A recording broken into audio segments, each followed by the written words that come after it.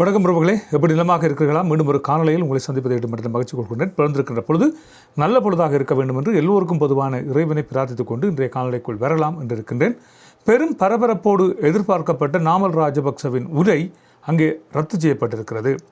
அது தொடர்பாக எழுந்திருக்கின்ற பிரச்சனைகள், புலி குறைத்தால் என்ன, ஜேவிபி அழுதால் என்ன, தங்கள் கெத்து குறையவில்லை என்பது போன்று நாமல் ராஜபக்சவின் ஆதரவாளர்கள் இப்பொழுது எக்ஸ் வலைத்தளத்திலே பதிவுகளை இட்டிருக்கிறார்கள். அவைகள் தொடர்பாகவும் பார்க்க போகிறோம். சட்டத்தரணியின் கொலையோடு சம்பந்தப்பட்டார் என்று சொல்லப்படுகின்ற நபர் கைது செய்யப்பட்டிருக்கிறார் என்று நாங்கள் ஏற்கனவே தெரிவித்திருந்தோம். அதன் பின்னணியில் வந்திருக்கின்ற பல்வேறுபட்ட திடுக்கிடும் தகவல்கள் தொடர்பாகவும் ஆராயப்போகிறோம். அத்தோடு மேலும் பல செய்திகளும் இருக்கின்றன. எல்லாவற்றையும் தொகுத்து பார்த்து கொள்ளலாம். வாருங்கள், முழுமையான காணொலிக்குள்ளே செல்வோம். யாராவது சப்ஸ்கிரைப் பண்ணாமல் காணொலியை பார்க்குறீங்கன்னு சொன்னால் தயவுசெய்து சப்ஸ்கிரைப் பண்ணி போட்டு காணொலியை பாருங்கள். இப்பொழுது முழுமையான காணொலிக்குள்ளே வருவோம்.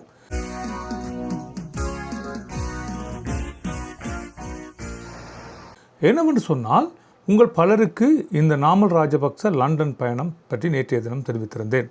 லண்டனில் இடம்பெறுகின்ற ஒரு பல்கலைக்கழகத்திலே உரையாற்றுவதற்காக நாமல் ராஜபக்ச வருகிறார் என்பது போன்றுதான் அவர் சார்பான ஊடகங்கள் கருத்துக்களை தெரிவித்திருந்தன.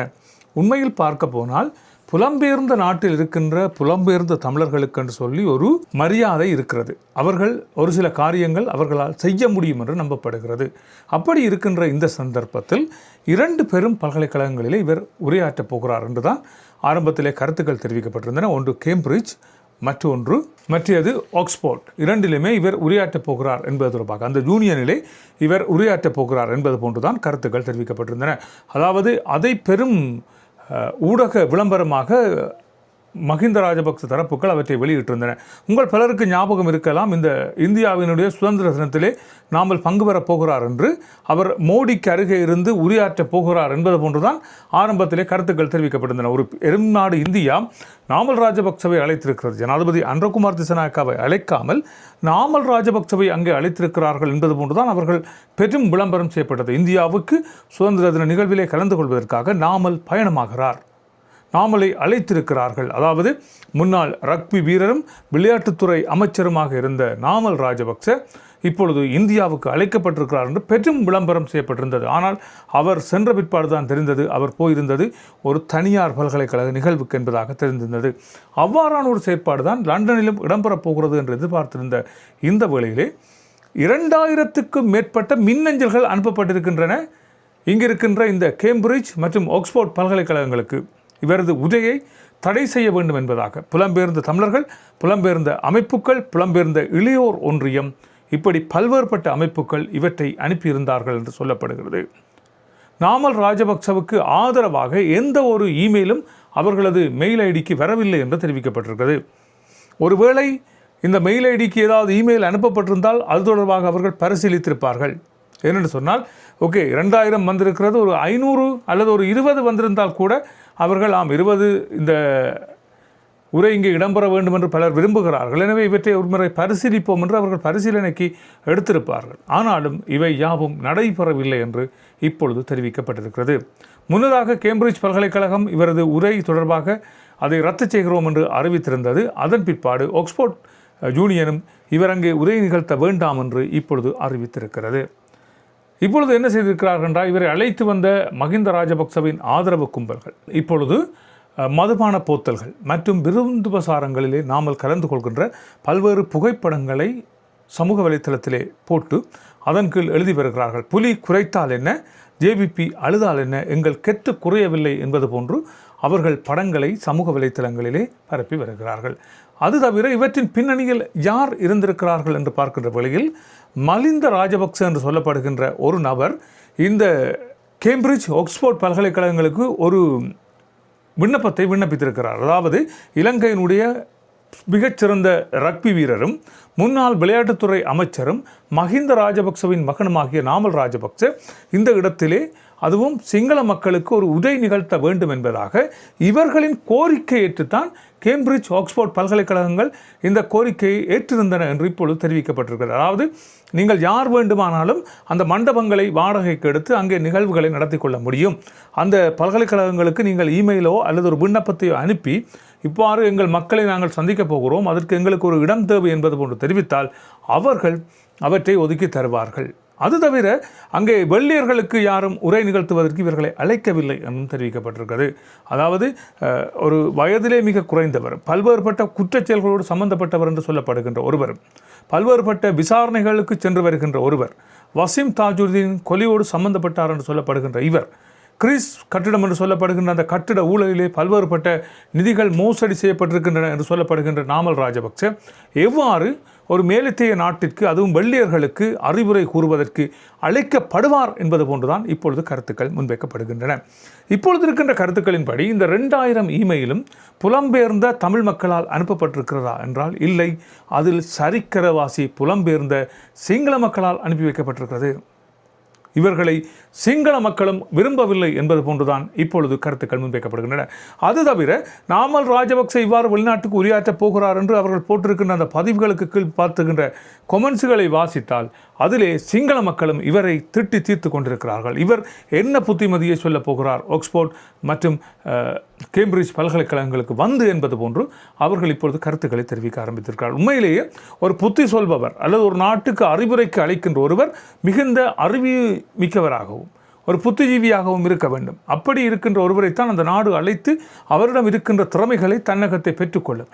இப்படி ஊழலும் இவ்வாறான நிதி மோசடிகளும் இவ்வாறு பல்வேறுபட்ட கொலை சம்பவங்களோடு சம்பந்தப்பட்ட ஒருவரை அழைத்து எவ்வாறு நிதி மோசடி செய்வது, எவ்வாறு கொலை செய்வது, எவ்வாறு ஒரு பிறழ்வுகளை ஏற்படுத்துவது என்பது தொடர்பான தங்களது வாழ்க்கையில் கடந்து வந்த காலங்களை மற்றவர்களோடு பகிர்ந்து கொள்வதற்காக அழைக்கிறார்களா என்பது போன்று இப்பொழுது சிங்கள மக்களும் தங்களது கருத்துக்களை தெரிவிக்க ஆரம்பித்திருக்கிறார்கள்.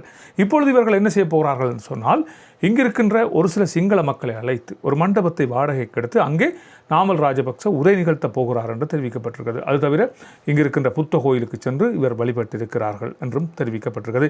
இவைதான் நடந்திருக்கிறது. என்னவென்று சொன்னால் 2 பல்கலைக்கழகங்களும் இவரை நிராகரித்திருக்கின்றன. எனவே லண்டனுக்கு வந்தவர் வெறுங்கையோடு இப்பொழுது திரும்பி வரப்போகிறார். இதை இனி இங்கே வந்து தனது பிரச்சாரத்துக்கு பயன்படுத்த போகிறார். அதுதான் அவர் நேற்றைய காணொலியில் நான் சொல்லியிருக்கிறேன். புலம்பெயர்ந்த புலிகளால் ஆபத்து என்பது போன்று இனி இவர் இங்கே வந்து பல்வேறுபட்ட கதைகளை அவிழ்த்து விடப் போகிறார். பாருங்கள், நாங்கள் சொன்னோம் தானே, பாருங்கள் எப்படி நடைபெற்றிருக்கிறது என்பதை இவர் இங்கு வந்து இனி அவிழ்த்து விடப் போகிறார். அவற்றை நாங்கள் இனி பார்த்து கொள்ளப் போகிறோம். சரி, இது இப்படியாக இருக்கின்ற சந்தர்ப்பத்திலே இந்த சட்டத்தரணியின் கொலை, இந்த கொலையோடு சம்பந்தப்பட்டார் என்று சொல்லப்படுகின்ற ஒரு நபர் கைது செய்யப்பட்டிருந்தார் என்று நாங்கள் அறிந்தோம். ஆனால் மற்றொரு நபரும் இப்பொழுது கைது செய்யப்பட்டிருக்கிறார் என்கின்ற விடயம் போலீஸ் தரப்பால் தெரிவிக்கப்பட்டிருக்கிறது.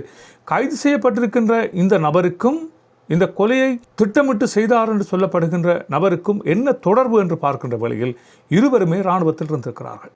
2009ஆம் ஆண்டு இராணுவத்தில் இருந்து இவர்கள் இருவருமே விலகி இருக்கிறார்கள் என்று தெரிவிக்கப்பட்டிருக்கிறது.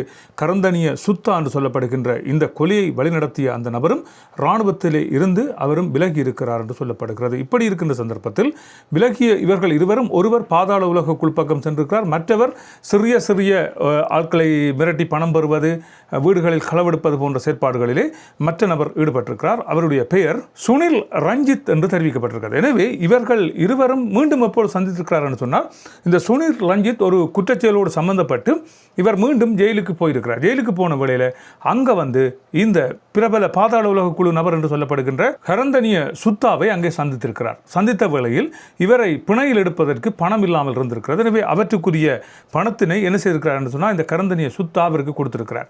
கொடுத்ததன் பிற்பாடு இவர் வெளியே வந்து இவருக்கு விசுவாசமான ஒரு சில வேலைகளை செய்து கொண்டிருந்த நேரத்தில் தான் இவர் மீண்டும் இவரை அழைத்து என்ன சொல்லியிருக்கிறார் என்று சொன்னால், ஒரு சட்டத்தரணியோரால் எனக்கு எதிராக செயற்படுறார், எனவே அவரை கொலை செய்ய வேண்டும் என்ற பணிப்பிலே இவருக்கு 1 லட்சம் ரூபா பணம் தான் வழங்கப்பட்டிருப்பதாக தெரிவிக்கப்பட்டிருக்கிறது. 1 லட்சம் ரூபா பணத்துக்காகத்தான் இவர் ஆசைப்பட்டு இந்த கொலையை செய்திருக்கிறார் என்கின்ற விடயம் தெரிவிக்கப்பட்டிருந்தாலும் 10 பேர் இதன் பின்னணியில் கைது செய்யப்பட்டிருக்கிறார்கள் என்று தெரிவிக்கப்பட்டிருக்கிறது. இனி இவை தொடர்பாக போலீசார் மேலதிக தகவல்கள் தருகிற வேளையில் அவற்றை நான் உங்களுக்கு தர முயற்சிக்கிறேன். இன்றைய தினம் பாதுகாப்பு அமைச்சு ஒரு தகவலை வெளியிட்டிருக்கிறது. என்னவென்று சொன்னால், 100 நபர்கள் இப்பொழுது பாதுகாப்பு அமைச்சில் ஒரு விண்ணப்பம் செய்திருக்கிறார்கள். பாதாள உலக குழுக்களிடமிருந்து தங்களுக்கு உயிர் அச்சுறுத்தல் இருக்கின்ற காரணத்தினால் தங்களுக்கு பாதுகாப்புக்கு வழங்கப்பட வேண்டும் என்பதாக இப்பொழுது கருத்துக்கள் முன்வைக்கப்படுகின்றன. உங்கள் பலருக்கு தெரியும், இதிலே பல்வேறுபட்ட சட்டத்தரணிகள், மத குருக்கள் மற்றும் சமூக விரும்பிகள், பொதுமக்கள் என்று பலர் இந்த 100 பேரிலே அடங்குவதாக தெரிவிக்கப்படுகிறது. எனவே இவர்கள் 100 பேருக்கும் பாதுகாப்பு வழங்குவதென்றால் அதற்குரிய ஆளணி இலங்கையில் இருக்கிறதா என்பது தொடர்பாகவும் இப்பொழுது பேச்சுக்கள் எழுந்திருக்கின்றன. எனவே இவைகள் தொடர்பாக பாதுகாப்பு அமைச்சு என்ன செய்ய போகிறது என்பதை நாங்கள் பொறுத்திருந்து பார்த்துக் கொள்ளலாம். நேற்றைய காணொலியிலே ஒரு தகவலை தெரிவித்திருந்தோம். அதாவது புத்தளம் பகுதியிலே ஒரு முச்சக்கர வண்டியினுடைய ஒரு சாரதி 75 வயது மதிக்கத்தக்க முதியவர் ஒருவர் கொலை செய்யப்பட்டிருக்கிறார் என்பது தொடர்பான தகவலை நேற்றைய தினம் நாங்கள் வெளியிட்டிருந்தோம். இப்பொழுது அந்த சம்பவத்தோடு சம்பந்தப்பட்டார் என்று சொல்லப்படுகின்ற ஒரு 15 வயது நிரம்பிய சிறுவன் ஒருவன் இப்பொழுது கைது செய்யப்பட்டிருக்கிறான். இந்த சிறுவனிடம் மேற்கொள்ளப்பட்ட விசாரணைகளிலே சிறுவன் இந்த கொலையை தான் செய்திருக்கிறார் என்பது போன்று தகவலை வெளியிட்டிருக்கிறார். கூறிய ஆயுதம் ஒன்றினால் அந்த முதியவரின் கழுத்து பகுதியை அவர் குத்தி அவரை கொலை செய்திருக்கிறார் என்றும் தெரிவிக்கப்படுகிறது. அவரிடம் இருக்கின்ற இந்த ஆட்டோவை பறிக்கின்ற முயற்சியில் தான் அது இடம்பெற்றிருப்பதாகவும் தெரிவிக்கப்பட்டு இருக்கிறது. பிலியந்தல பகுதியிலே சிறை வைக்கப்பட்டிருக்கின்ற தனது காதலன் ஒருவருக்காக போதைப் பொருளை கொண்டு வந்த ஒரு காதலி கைது செய்யப்பட்டிருக்கிறார். 24 வயதான குறித்த நபர் போதைப் பொருளோடு சம்பந்தப்பட்டிருக்கிறார் என்று தெரிவித்து நீதிமன்றத்தின் உத்தரவின் பேரிலே அவர் சிறையிலே வைக்கப்பட்டிருக்கிறார். இவ்வாறு சிறையில் இருக்கின்ற தனது காதலனை பார்ப்பதற்காக வந்த 23 வயது நிரம்பிய இந்த காதலி அவர் கொண்டு வந்த சாண்ட்விச்சிலே ரகசியமாக மறைத்து வைக்கப்பட்டிருந்த போதைப் பொருளோடு இப்பொழுது பிடிபட்டிருக்கிறார். இப்பொழுது இவர் கைது செய்யப்பட்டு இவரிடம் விசாரணைகள் மேற்கொள்ளப்பட்டு வருகின்றன. எங்கே இவற்றை பெற்றீர்கள், எவ்வாறு இவற்றை பெற்றீர்கள் என்பது தொடர்பான விசாரணைகள் இப்பொழுது முடுக்கிவிடப்பட்டிருப்பதாக தெரிவிக்கப்பட்டிருக்கிறது. நல்லது உறவுகளை, இவைதான் இன்றைய செய்தி குறிப்பாக இருக்கின்றன. மற்றும் ஒரு செய்தி குறிப்பில் உங்களை சந்திக்கலாம். அதுவரை அன்பு வணக்கங்களை கூறி விடைபெறுகிறேன். நன்றி, வணக்கம்.